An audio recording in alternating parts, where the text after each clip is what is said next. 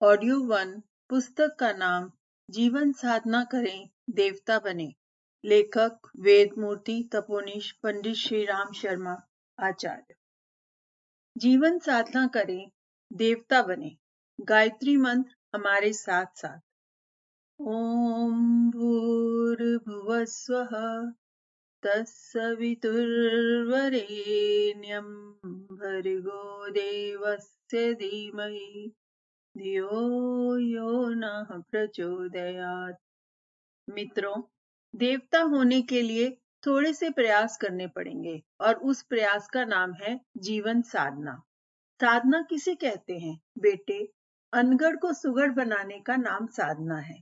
मसलन ये जमीन जिस पर हम और आप निवास करते हैं, आज से लाखों वर्ष पहले जब बनी थी तब ये ऊबड़ खाबड़ जमीन थी। कहीं खड्डे थे, कहीं क्या थे। मनुष्य ने मशक्कत की, इसको समतल बनाया, इस पर घास पात लगाए, पेड़ पौधे लगाए, कुएं बनाए, नहरें बनाई, और ये जो ऊबड़ खाबड़ जमीन जिस पर चलने के लिए कहीं जगह नहीं थी, आज कैसी अच्छी जमीन दिखाई पड़ती है। समतल जमीन दिखाई पड़ती है। ये अनाज और फल पैदा करती है, शाक और घास पैदा करती है। निवास करने के लिए यह जमीन सुगढ़ बना दी, सुसंस्कृत बना दी। मित्रों, जीवन को सुसंस्कृत बना देना एक बहुत बड़ा काम है। हमारा व्यवहार और हमारा चिंतन बदले, हमारे चिंतन में संस्कृति और व्यवहार में सभ्यता आए। व्यवहार में जब हम सभ्यता ले आते हैं तो हम सुसंस्कृत हो जाते हैं। हमारे व्यवहार में शालीनता, शिष्टता और अच्छाई जब समाविष्ट हो जाती है तो उसको सभ्यता कहते हैं। सभ्यता से हम जीवन को परिष्कृत करते हैं। संस्कृति किसे कहते हैं? संस्कृति कहते हैं विचार करने की शैली को, चिंतन को, भावना को और दृष्टिकोण को। जब हमारा दृष्टिकोण परिष्कृत होता हुआ चला जाता है तो फिर मजा आ जाता है। साधना किसे कहते हैं? अनगढ़ चीजों को सुगढ़ बना लेने का नाम साधना है। मसलन सर्कस के लोग शेरों को, हाथियों को, कुत्तों को सुधार करके ठीक कर लेते हैं और वे कैसे कैसे तमाशे दिखाते हैं, ढेरों पैसा कमा लाते हैं। लोग रीछों को सिखा लेते हैं, साथ लेते हैं, बंदरों को, सांपों को साथ लेते हैं, और साथ लेने की वजह से वे सब कैसे कैसे कमाल दिखाते हैं, कैसी कैसी करामात दिखाते हैं। उनके कमाल और करामात की वजह से बाजीगर अपना गुजारा कर लेते हैं, अपना पेट पाल लेते हैं। मित्रों, अगर रीछ को, बंदर को, सांप को, शेर को साध लेना संभव है तो अपने जीवन को साध लेना क्या संभव नहीं है? जीवन को साध लेने का नाम ही साधना है। गुणों को साधिए। क्यों साहब? हमने सुना है कि जो लोग देवताओं की साधना करते हैं वे मालदार हो जाते हैं। हाँ, बिल्कुल ठीक कहता है बेटे। देवता कौन कौन से हैं? देवता का नाम है हमारे गुण और हमारी हिम्मत। अगर हमारे भीतर हिम्मत हो तो हमारे सामान्य शरीर कितने बड़े, कितने सामर्थ हो सकते हैं और क्या से क्या करते चले जा सकते हैं। नेपोलियन एक जरा सा आदमी था और अल्पस पहाड़ को चैलेंज करने लगा कि हमको रास्ता दीजिए, नहीं तो पैरों के नीचे रौंद कर फेंक देंगे। उसने कहा कि हम रास्ता देंगे। जिसने किसी को रास्ता नहीं दिया उसे अल्पस ने रास्ता दिया। मित्रों, आदमी की हिम्मत और आदमी की जरूरत ये क्या है? ये देवता हैं। इनका नाम क्या है? इनका नाम है हनुमान जी। हनुमान जी ऐसे होते हैं। हाँ बेटा, ऐसे होते हैं। और कितनी विशेषताएं हमारे अंदर हैं। इनमें से एक एक गुण, एक एक कर्म, एक एक आदत, स्वभाव को हम बनाएं तो हमको सिद्धियां मिल सकती हैं। मित्रों, हमारे जीवन की साधना में 1 घंटा रोज पढ़ने का, अध्ययन का क्रम हमेशा रहा। टहलते भी रहे और 1 घंटा पढ़े भी। दोनों का हमारी जिंदगी भर सम्मिश्रण रखा है। इस 70 वर्ष की उम्र में से 15 वर्ष तो आप निकाल दीजिए। 55 साल तक हमने एक क्रम 1 घंटा रोज स्वाध्याय का जारी रखा है। उस स्वाध्याय का परिणाम क्या हुआ? उसका परिणाम ये हुआ कि हमने 10 लाख पन्ने पढ़ लिए। आप कागज पेंसिल लेकर हिसाब लगा लीजिए। हमने उपयोगी विषय पढ़े हैं, काम के विषय पढ़े हैं, किस्से कहानियां नहीं पढ़ी। नियमित रूप से गंभीरता पूर्वक पढ़ा है और चिंतन से पढ़ा है। उसका परिणाम क्या हुआ है? लोग ये कहते फिरते हैं कि गुरुजी तो जीवन एनसाइक्लोपीडिया हैं, चलते फिरते एनसाइक्लोपीडिया हैं। नियमित साधना, स्वाध्याय। मित्रों, मेरे 50 विषय समझे हुए हैं, जिनके विषय में विचार करना, चिंतन करना शुरू करता हूँ।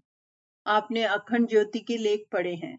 कभी मैं शरीर विज्ञान पर लिखना शुरू करता हूँ तो लोग कहते हैं इन्हें सिविल सर्जन होना चाहिए।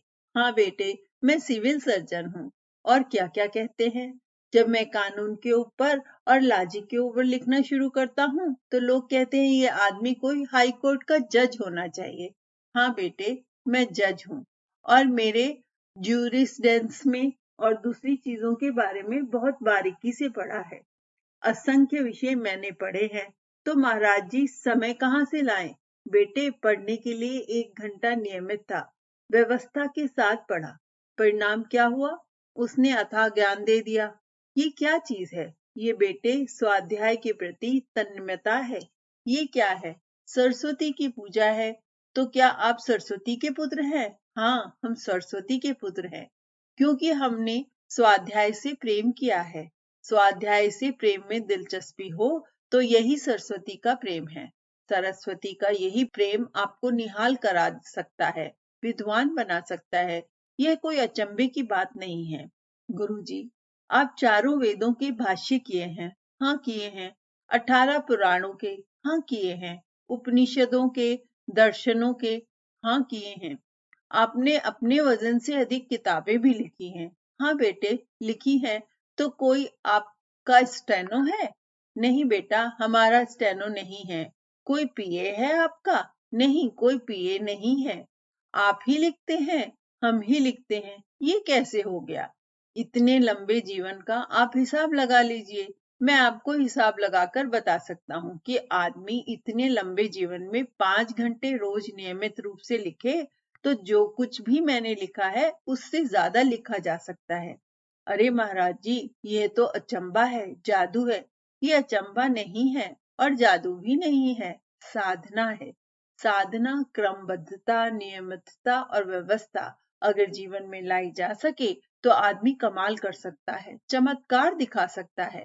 मित्रों, अपनी एक ऐसी दुनिया बसा करके रखिए जिसमें आप उन श्रेष्ठ लोगों की सलाह लेना। इन स्वार्थी लोगों की सलाह मत लेना, इनकी तो सेवा सहायता करना। ये तो बीमार हैं, इन बीमारों की सहायता करनी चाहिए। ये तो दुखियारे हैं, गरीब हैं, पिछड़े हुए हैं, इनकी सेवा करना, इनके ऊपर दया करुणा करना, इनकी सहायता मदद करना। बस इससे आगे नहीं महाराज जी। अगर इनकी सलाह माने तो बेटा, सलाह मानेगा तो तेरे लिए आध्यात्मिक जीवन, श्रेष्ठ जीवन जी सकना कभी संभव नहीं हो सकेगा। इनकी सलाह किसी काम की है? 2 कौड़ी की सलाह है। बेटे, श्रेष्ठ चरित्र वाले व्यक्ति और महिलाएं जहां कहीं भी हों, उनका तू कहना मान, उनकी शिक्षाएं मान, उनके संदेशों, उनके निर्देशों पर चल।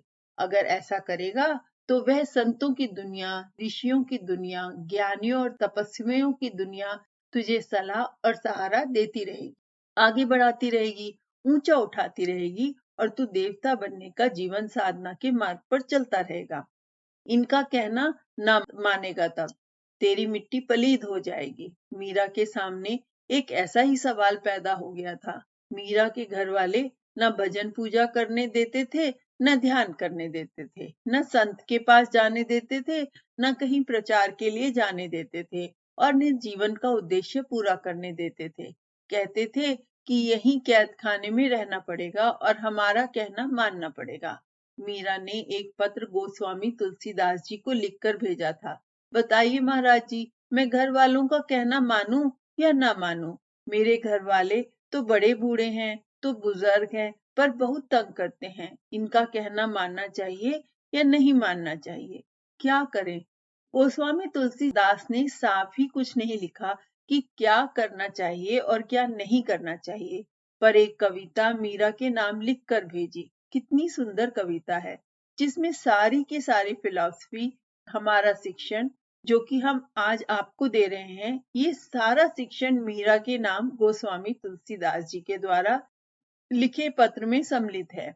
वह पत्र कविता के रूप में है। उसमें उन्होंने लिखा, जाके प्रिय न राम बैदेही, तजिए ताहि कोटि बैरी सम, जतपि परम स्नेही। तजियो पिता प्रहलाद विभीषण बंधु, भरत महतारी, बलिकुल तजियो कंत ब्रज, बनीत नहीं भय मंदु मंगलकारी। तो क्या आप लोग भी त्यागने के लिए कह रहे हैं? नहीं बेटे, त्यागने के लिए नहीं कह रहा। मैं तो ये कह रहा हूँ कि इन मरीजों को त्यागने की जरूरत नहीं है। इन मरीजों को सलाह दें, इन मरीजों को हिफाजत करें, उन मरीजों की सेवा करें। पर इन मरीजों के कहने के मुताबिक तू चलने लगेगा तो बेटे तू इलाज नहीं कर सकेगा, डॉक्टर नहीं रह सकेगा। अपना दृष्टिकोण, अपना चिंतन अलग, अपनी मानताएं, अपनी निष्ठाएं अलग, अपना विश्वास और अपना निश्चय इन लोगों से अलग रख।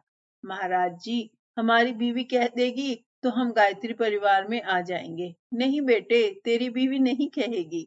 तुझे आना है तो आ, ना आना हो तो मत आ। गुरुजी, कुछ ऐसी कृपा कर दीजिए कि हमारी धर्म पत्नी हमारी सहायक हो जाए। धर्म पत्नी तेरी सहायक नहीं होगी, तू इस लायक हो जा, अपनी दुनिया अलग बसा ले।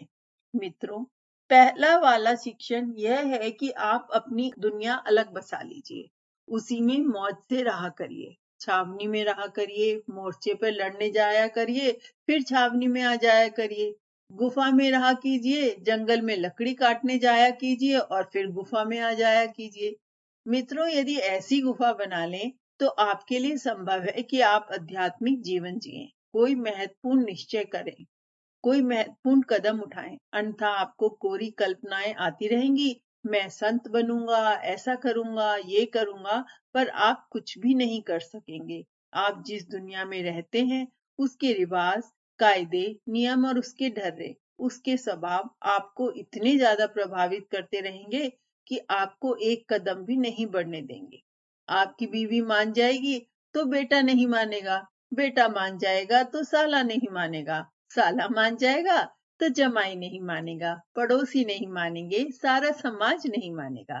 सारे समाज की दीवार दीवार, ईंट ईंट आपसे कहेगी, अरे साहब, किस चक्कर में फंस गए? आप यहाँ आइए हमारे पास और देखिए हमने इतनी बड़ी हवेली बना रखी है। कैसे बना ली आपने हवेली? अरे आप सब जानते हैं कि हम नंबर 2 का काम करते हैं। कैसे बना ली? ये दीवारें कहती हैं, ईंट कहती हैं, आदमी कहता है, मकान कहता है, संपत्तियां कहती हैं, आकर्षण कहता है, चोर कहते हैं, सब कहते हैं।